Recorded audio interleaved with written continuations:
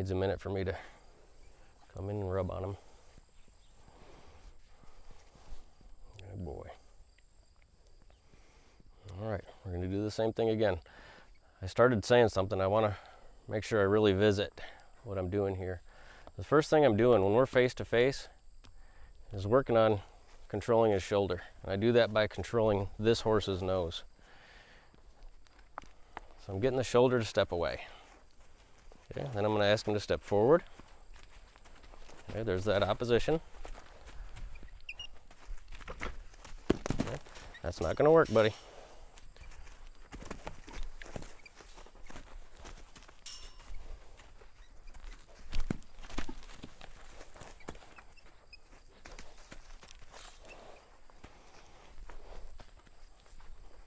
Go back to pushing the shoulder over.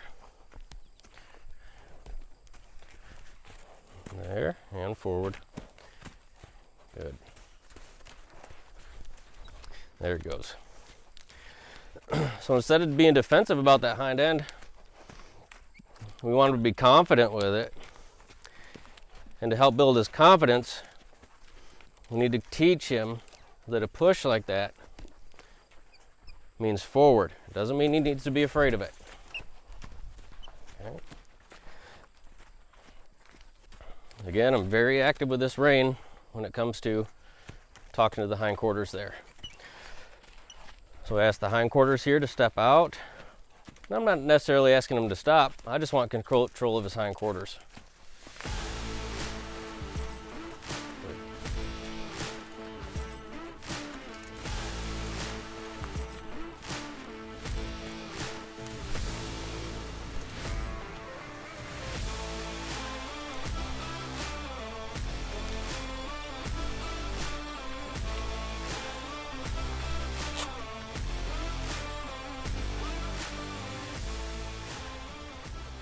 And I'll push the front end over. And what pushing the front end over is going to do, there you go. What pushing that front end over is going to do is help over time stand his shoulders up, but most importantly, teach him that he has to respect our space with his shoulders there.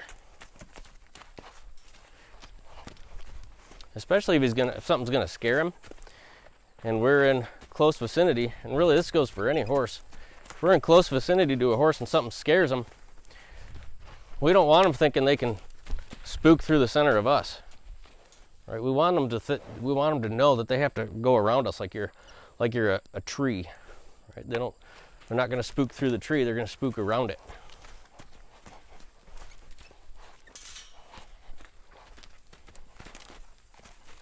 There you go. That's a better answer.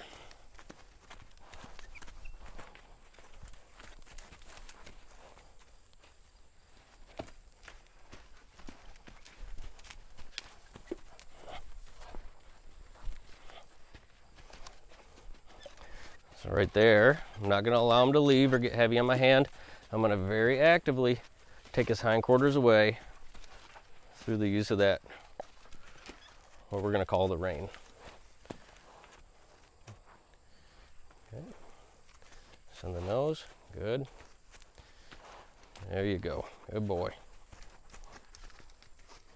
Right there, all I had to do to yield his shoulder, since I've been consistently yielding the shoulder, yielding the hindquarters, yielding the shoulder, yielding the hindquarters, lift my hand, and he's starting to drift, that's the drift yield, drift out.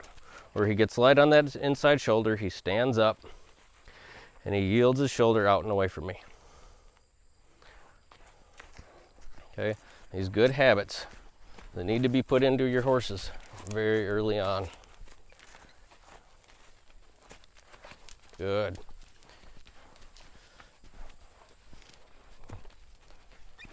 Not allowed to leave there. I'm pretty assertive there, pretty active. I keep saying that I'm very active in communicating with the hindquarters. Now on this side, he hasn't had as much, well, you can't lean on me, as much work on the shoulder. Okay, so we need to start working on the shoulder on this side a little bit. It seems like it's shaping up a lot easier. So we're going to balance with the hindquarters. His hindquarters aren't given on this side. And then I'll move the shoulder over. on the same side. On the same side at this stage of the game. So now I'm going to step the hindquarters out. Good. I'm going to step the front quarters over. There we go.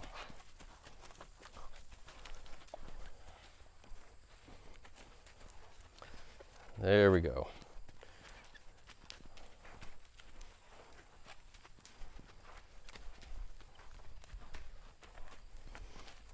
Just being very active with that rein. Okay, again, it matters how they stop. It really does. All those little things mean something. If they're going to stop and be heavy with their inside shoulder, or the shoulder that's close to you, I should say, be heavy on that inside shoulder, to me, that's a defensive posture. Oh, no. I'll love on you in just a minute, dude. Just a minute. We need to end in the right spot. Okay. And can I block his eye? So what we can get in the trouble of doing is teaching a horse to pivot on their front end, right? And I don't want a young horse pivoting on the front end. And looks like he's almost trying to park that front end and pivot. I'd rather see him get light in that inside front. Nope. Get light in that inside front, because what pivoting is going to do is, for a young horse especially, it's going to lock their muscles up right up through their shoulder and into their poll. So I don't want a young horse to pivot. What else it's going to do is it's going to encourage them to put me into that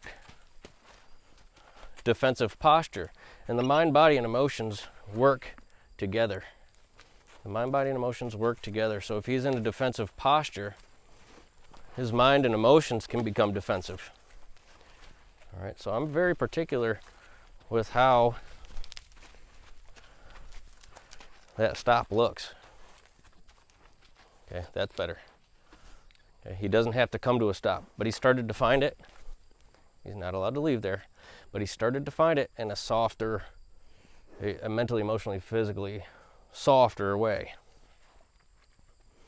Okay, so I hope you guys were all able to see that. Oh, this is tough stuff, isn't it? Okay, watch this. This matters. This matters. Don't come into me with your shoulder like that. If you come into me at an arc, okay, can you guys see the difference there? How now he's asking permission. All right, he's not throwing his shoulder straight at me. He came at me at an arc there. So that was more respectful. Okay, now here comes the push. I'm going to say, I understand you might be itchy. All right, but right now is not the time. We can become friends a little at a time. You don't know me, I don't know you.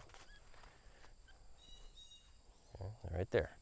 Guys, I want you to really pay attention to what he's offering right here. This is a much mentally and emotionally, physically softer way of communicating.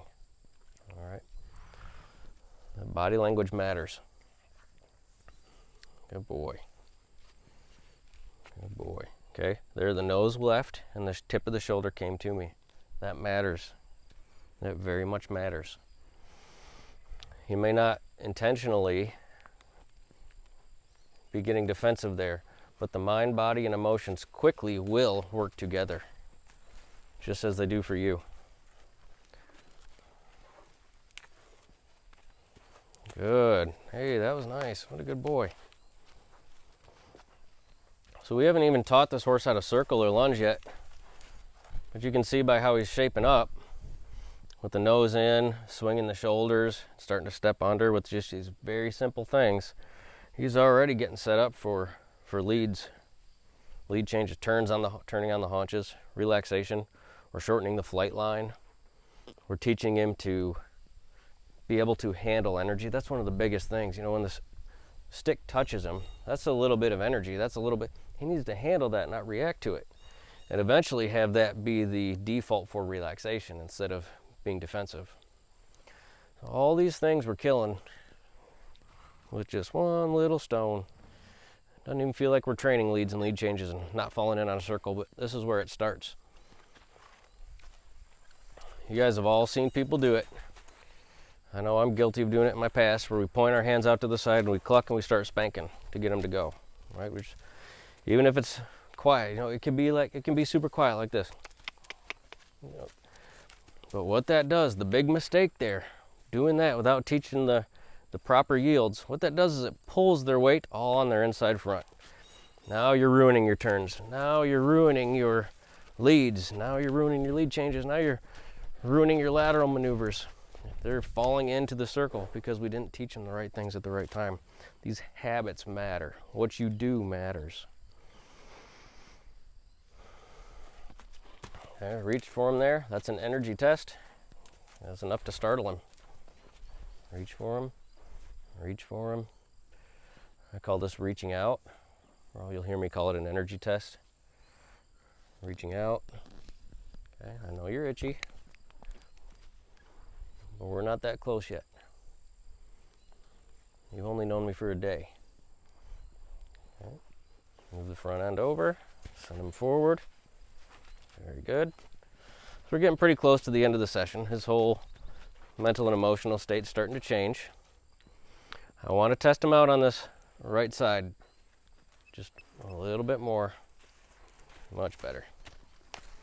Okay, again, that shoulder started coming into me. You saw me take the hindquarters away. That forward momentum pushes the horse sideways. Good. I'm working this rein in time with that outside hind, just like I'd mentioned so many times. But again, at this stage of development, I take a very, very, very active role in hindquarter communication. That instant their weight changes from moving forward, see, that was different from moving forward to run away versus moving forward to find true forward. All right, those are two very different things. But that moment they move that amount of weight, you need to be ready to either open your hand and say yes, or to close the hand and discourage that by taking the hindquarters away. Okay, we do not run away in the world of humans. If you've ever been on a horse that's run away with you, you know it's not fun. They can learn if you know how to teach them that we do not run away. We tune into the intention of our person. Good. Look, this horse hasn't even learned how to lunge yet. He's only learned front quarter yields, hind quarter yields, and a little bit of forward. That's it. And he's already, day 2, finding the shape of a canter, finding the shape of a turn on the haunches, finding that shape of all your lateral maneuvers, standing up in his shoulders. Very good. But these basic things matter. How you handle the reins on his head. So right here, as I'm guiding his nose, I have a feel on his nose. What that's going to mean one day when I'm sitting on his back, or maybe not me, he's only here for a month, he's only 2, he's not getting ridden this year. What that's going to mean is pick up that inside front and step it over. That's what that means, and that's exactly how I use this rein. When he's going around me here and I guide this rein out, down and around towards the stirrup, that picks up that outside hind, just like you're sitting on him. Okay. I've heard English riders call this a half halt. There's different types of half halts. You can gauge, you can disengage, you can partially disengage, you can engage the horse, you can prepare for engagement. Okay, that's what this is doing. That's what this inside rein is doing. But at this most basic level, right there, I touch the rein, the outside hind steps out, the inside hind steps under.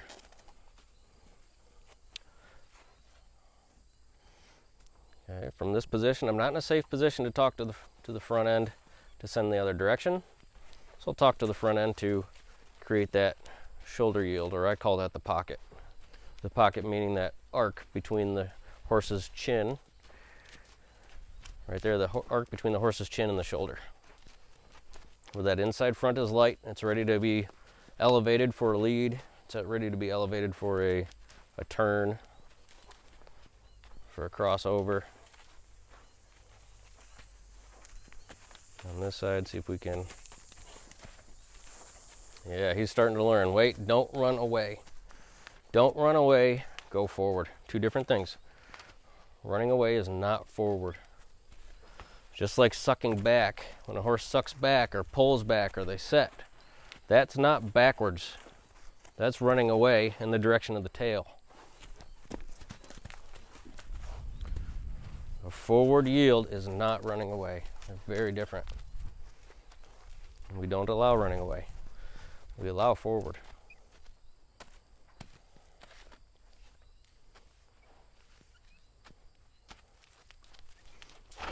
Good boy.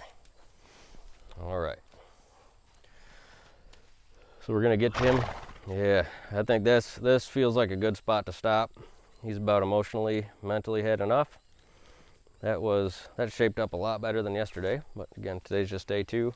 I'm excited to keep sharing this stuff with you. So you can see how he starts to shape up by the end of the week, the end of the month here. All right. Well, good job, big horse. I'm gonna scratch on him a little bit here, take this halter off, let him roll. I know he's hot. It's hot out here today. We're all sweating. Good boy. You're so smart. You're smarter than me, that's for sure. All right, guys, I appreciate you checking in. If this stuff's helpful, hit the subscribe button, send me your questions. If you want to see something else on a video, let me know. I'm happy to help you out. That's why I'm here. Come on, big guy. Let's wrap this up. All right. Thanks for checking in, guys.